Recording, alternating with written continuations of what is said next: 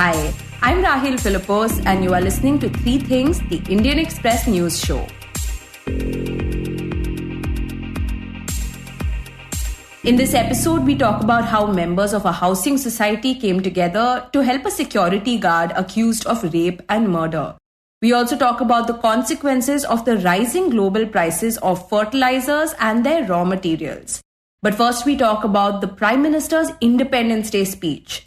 On Tuesday, Prime Minister Narendra Modi delivered his 10th consecutive Independence Day address from the ramparts of the Red Fort in New Delhi. And this also marked his last Independence Day speech before the upcoming 2024 Lok Sabha elections. And as many anticipated, the Prime Minister used the opportunity to deliver what the Indian Express's deputy editor Mathew described as nothing short of an election speech. Actually, Prime Ministers, most of the speeches are like election speech, as if like they say that BJP is always in election mode. I think PM also is always in election mode. So in this, the way he presented his card, a progress card, and tell them that, see, this is what I have done for you and you have to reach it to a logical conclusion. Like, you have given me the mandate in 2014. Then I started on reforms and then I performed from 2014 to 2023 and the transformation has started. So now the transformation has to be completed. The mission cannot be stopped here. So the people should vote for the BJP. And at the same time, he exuded that confidence that the BJP is going to come to power in 2024.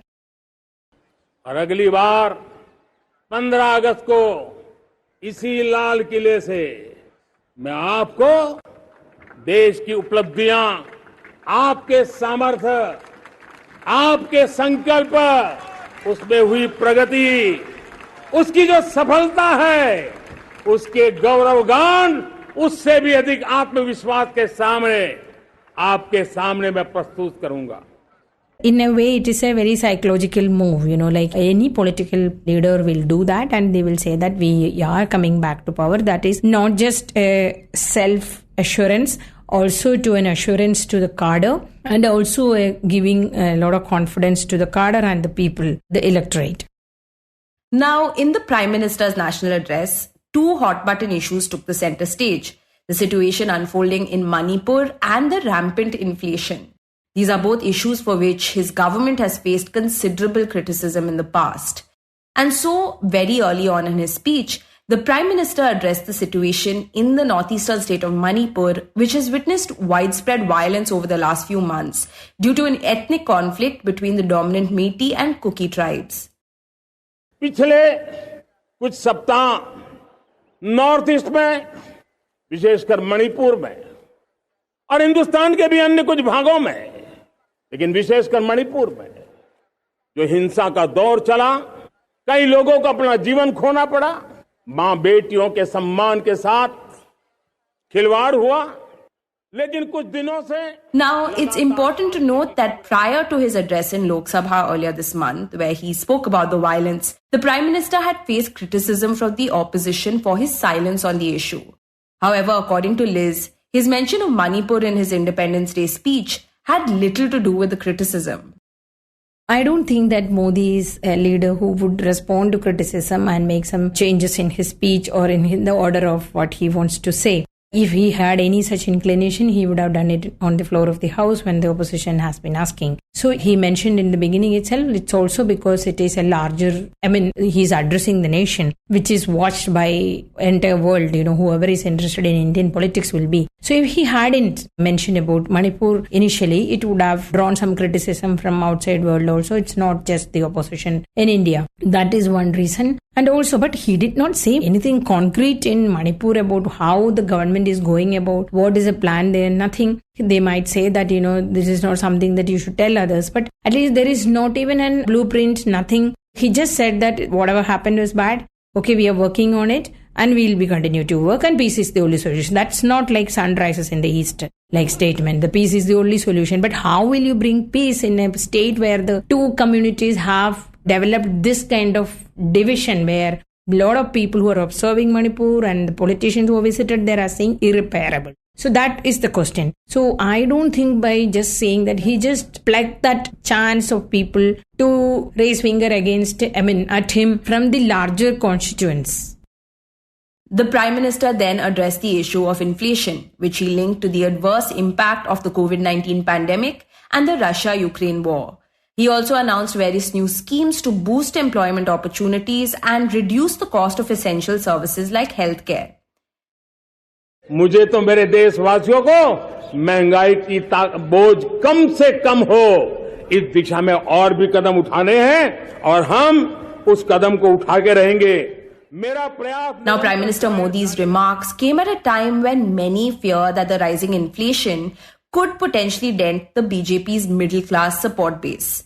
In this context, Liz talks about what Prime Minister Modi said and some of the initiatives he had announced.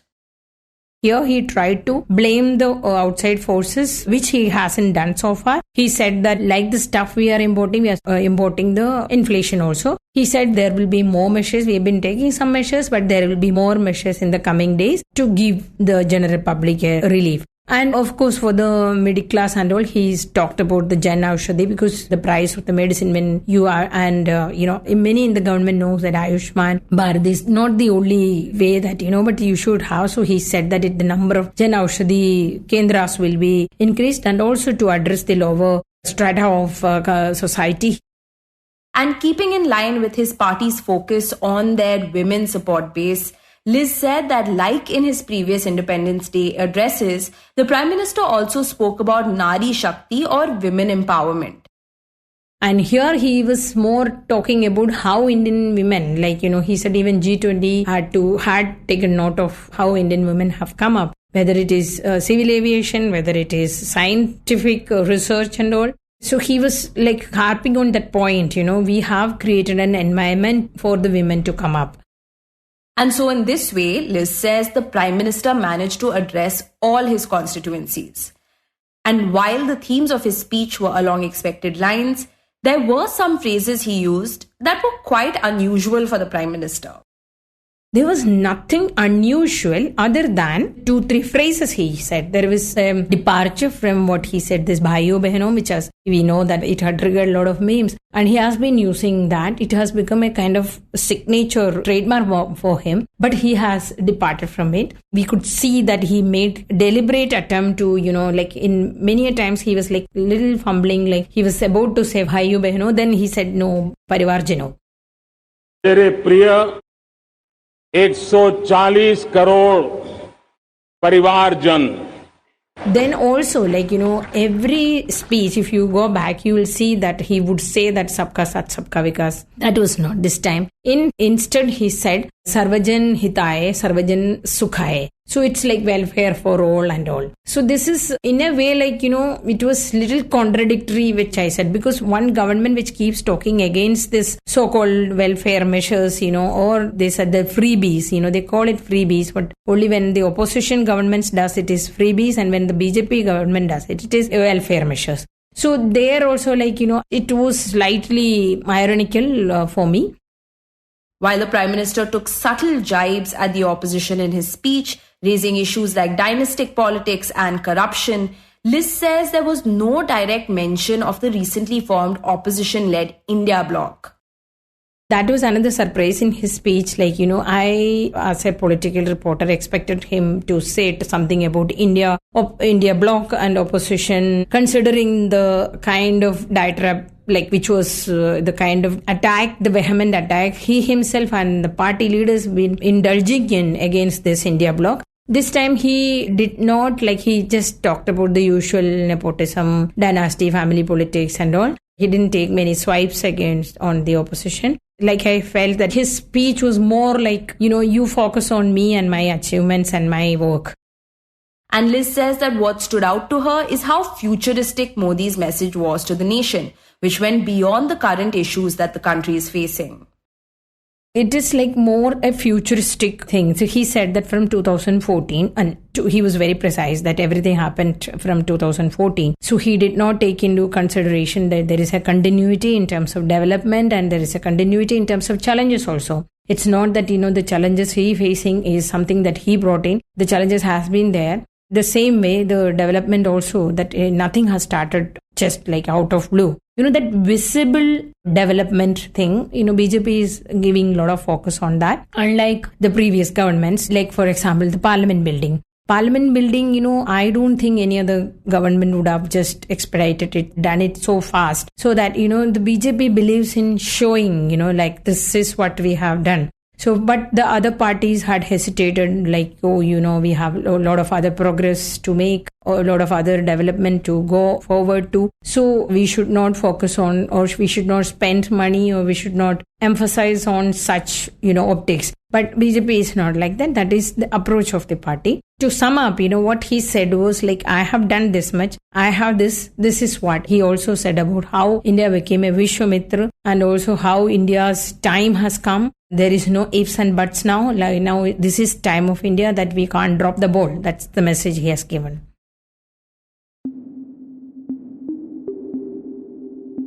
And next, we talk about how members of a housing society came together to help a security guard accused of rape and murder. Back in 2016, residents of a Mumbai building discovered the lifeless body of a senior citizen in her home. And soon after, the police arrested the 21-year-old security guard at that building and charged him with the rape and murder of the woman. However, last week, a local court in Mumbai exonerated him of all accusations, allowing him to walk out as a free man after spending 8 years in jail. Now, this outcome was made possible because of the intervention of the housing society members who believed that he was innocent and rallied together to support him. To know how they did so and what had happened back in 2016, my colleague Utsa Sarmin speaks to the Indian Express's Sadaf Modak in this segment. So Sadaf, can you begin by telling us what had happened in February 2016?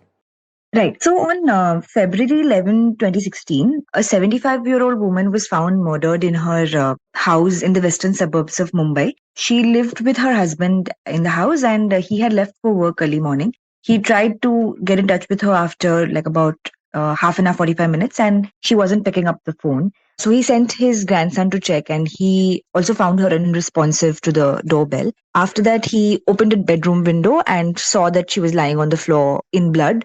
And he broke open the door and he sort of went inside, and the woman had multiple injuries and she had passed away. So that took place on 11th Feb 2016, and the police was obviously informed and they filed an FIR on charges of murder. They found a lot of sharp objects in the house, and based on that, they filed an FIR for murder. After a few days, they arrested the security guard of the building. He was a 21-year-old man, a native of Jammu and Kashmir. And they said that, he's the one who has murdered her, and they arrested him.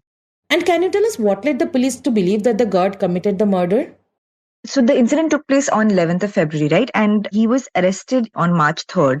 And in the interim, the police claimed that they had investigated and found that he was the one who had been to the flat and committed the murder. They based this on a few things. They said that they had found certain bloodstains on the clothes of the accused, which belonged to the victim. Then they claimed that there were certain other objects found in the house of the victim, which sort of showed that the accused was there. Based on this, they claimed that there was, proof that he was the one who had committed the murder, and they arrested him because there was no direct evidence. Nobody had seen him go to the flat or come out of the flat. And the whole case was based on largely circumstantial evidence. That's why they sort of clubbed together this bit about the medical evidence pointing towards his involvement and placed him under arrest. And later they charged him with rape as well. So what kind of evidence did the police show in the court to support that? So the police needed a motive to show that the accused had committed the murder, right? So initially, they claimed that he was warned by the society members over some water supply issue, and he was fearful that he'd lose his job. So he committed the murder so that he could show that him being a guard there was important, so that the others would feel a little insecure and about their safety, and therefore they would continue with his services. That was the first motive, is what the police had claimed. Later in 2019, when the charges were framed against the accused, the police also claimed that the victim was raped. And that again was made the motive of the murder. So this they based on a couple of things. They claimed that there was a pillow which was found near the victim's body, which had stains. And also there was a pillow and then there was a pajama that the victim was wearing. And they claimed that there were semen stains found on these objects, and there were blood stains of the accused found on these objects. So that is the main part of the evidence that the police claimed to show that the victim was raped and murdered by the 21-year-old.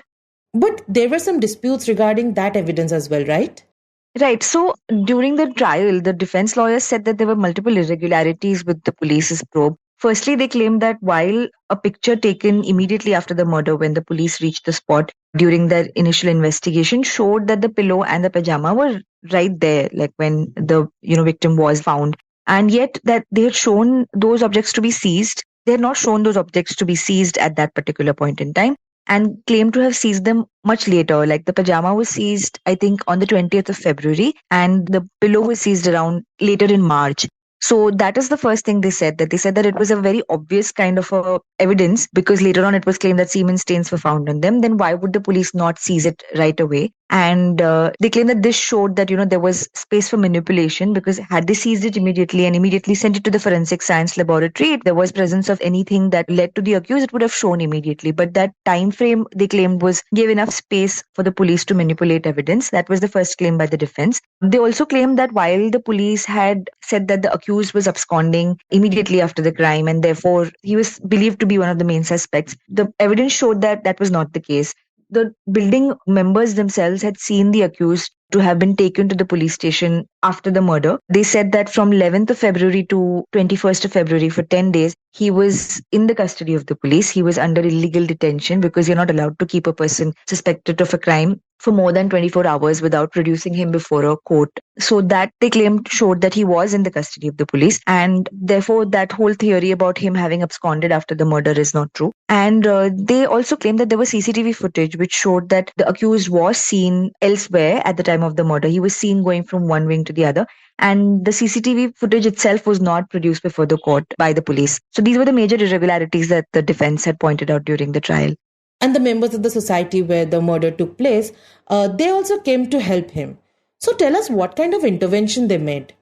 Right. So I spoke to the society members. What they said was they knew that the 75-year-old woman who had lost her life deserved justice. The culprit who had killed her obviously had to be brought to book and punished. But they also felt that an innocent person shouldn't be made to take the fall. And they were questioning the irregularities in the probe since the beginning. They, for instance, knew that the accused was in the custody of the police, right, for 10 days. And at that point in time, peculiarly what happened was that the building was facing a lot of water supply issue. And the society members had told the police that because the accused was being detained by them, they were unable to get water regularly. So the police would send the accused twice a day to sort of sort out the water supply, and then he would be back at the police station. So for the police to claim that he was absconding, while the society members knew that he was available with the police for 10 days for the probe, that was one of the first issues that they realized that the police was not being fair. They were very clear that if the accused had committed the offense, of course, he would have had to face severe punishment. But they wanted him to have a fair trial. This was one thing. They also verified the CCTV footage and found him to be walking around different wings when the incident is said to have taken place. And the defense had also said that one of the society members was told to convince the accused to agree to give his semen for the forensic evidence. So this made them feel that the police was not being very fair with the probe, and they just tried to bring out the truth out themselves by asking these questions and testifying about it before the court. Yes, and for this, the members also contacted an NGO so that the accused gets proper representation, right? Yeah, so the society members I spoke to, they said that they knew that if the accused had committed the crime or if he hadn't, the court would decide that, and therefore there was a need for him to have a fair trial. First and foremost, if the court found there was enough evidence and there was proper evidence, he would obviously be punished, but that is something that he should get a fair trial for. And he was not a very financially sound person, so they knew that he would not be able to arrange for a good defense lawyer for himself. So some of them got in touch with an NGO and they helped and assisted in the collection of funds for the defense lawyer to be hired through the NGO. And that's what they did. I think there were announcements made about others who would wish to help him. And that's how the money was collected to appoint the defense lawyer through the NGO who represented the accused in the case. And Sadaf, as someone who has been covering courts for a long time now, what stood out to you about this case? Right, I haven't seen anything like this before where society members have rallied to get a fair trial to a security guard who's been booked on such charges. But I do know from, having covered courts for a fairly long time that a fair trial is something that, though is guaranteed as a constitutional right, may not, be something that everybody does get. I mean, the Constitution does have safeguards and one is entitled to get legal aid through the government if one doesn't have the capacity to appoint a lawyer. But in a lot of cases, what happens is people who are not financially well off and may not trust the legal aid lawyers to represent them well. Due to the load in the criminal justice system, the legal aid lawyers may also not always have the bandwidth or to give enough time to prepare a good defense in cases like these. So I think what the society members have done, and in that sense does show, that does reflect the need for a fair trial. There have been cases in the past where even people who've been sentenced to death have been found to be innocent by the Supreme Court during the appeal stage. So a lot really hinges on a fair trial for anybody who's standing trial on serious charges, especially where, the death penalty can be given, like in this case.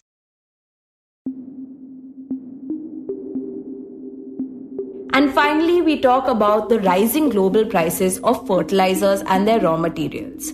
Over the past month, the cost of imported fertilizers like urea and diammonium phosphate have drastically increased.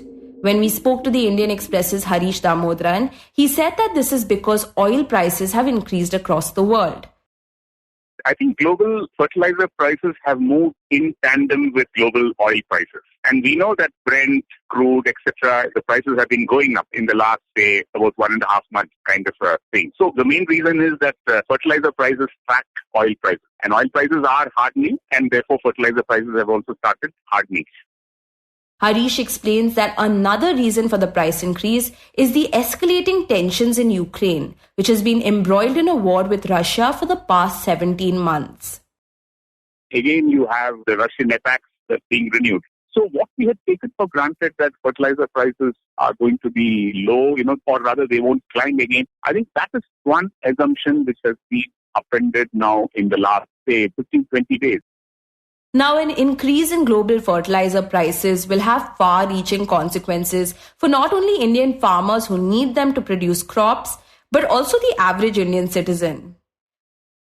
See, India doesn't have hardly any natural gas deposits which are used for making urea. And India is an importer of fertilizers, either in the finished form, that is urea, DAP, MOP, etc., or as intermediate. It includes rock phosphate, phosphoric acid, ammonia, sulfur, etc. So when global prices shoot up, then obviously the cost of fertilizers go up, And fertilizers are nothing but plant nutrients, They are basically food for plants. So if the crops don't get fertilizer, you won't have growth. Like, for example, DAP. DAP is very essential, which farmers use at the time of sowing. It is very crucial for root establishment. And urea is, of course, a source of nitrogen. So fertilizer prices decide everything, ultimately the cost of food that we are paying. But the consequences will not only be limited to crop yield and high food prices. The trend of rising international prices will have implications for the Indian government as well. If you see the Modi government's two major achievements, which they have been projecting. Number one, they said we protected the poor during COVID, by giving free grades. Number two, they said that we protected the farmers of India during the Ukraine war when international prices shot up, but we ensured that the farmer didn't have to pay even a single rupee more per bag, of whether it was urea, whether it was DAP, etc. So last year, India spent about, I think, like 2,53,000 crore towards fertilizer subsidy. And this year, we were expecting the total bill to be around, say, 1,40,000 crore. So definitely about, say, 1 lakh crore. But now, if this uptrend continues, then again our subsidy bill will shoot up. Harish says that right now the farmers do not require fertilizers since they do not plant crops during this time of the year. However, the actual demand for fertilizers might arise in November and December when they begin planting rabi crops. And November, December will also be time of election. And elections is a time when all politicians are in the field. And that's precisely a time when the ruling party cannot afford, large queues, farmers queuing up in line for 2 hours, 3 hours to get just 1 bag or 2 bags of urea. So I think the government will have a huge challenge in the coming months, ensuring there is enough supply of fertilizer. So that means they'll have to import, they'll have to ensure that there is no shortage during the time of planting. And especially, because we know that November, December is also when we have elections in all these states, especially Madhya Pradesh and Rajasthan and Telangana, which are all very big fertilizer using states. I think this is a kind of a thing for the government to be alert. And the way prices are going up, managing is going to be a challenge, both the fiscal as well as an economic challenge. You were listening to 3 Things by the Indian Express. Today's show was hosted by me, Rahel Philipose, and written and produced by me, Rahel Philipose, Utsa Sarmin, and Shashank Bhargava. It was edited and mixed by Suresh Pawar. If you like the show, then do subscribe to us wherever you get your podcasts. You can also recommend the show to someone who you think will like it. Share it with a friend or someone in your family. It's the best way for people to get to know about us. You can also tweet us at Express Podcasts and write to us at podcasts@indianexpress.com.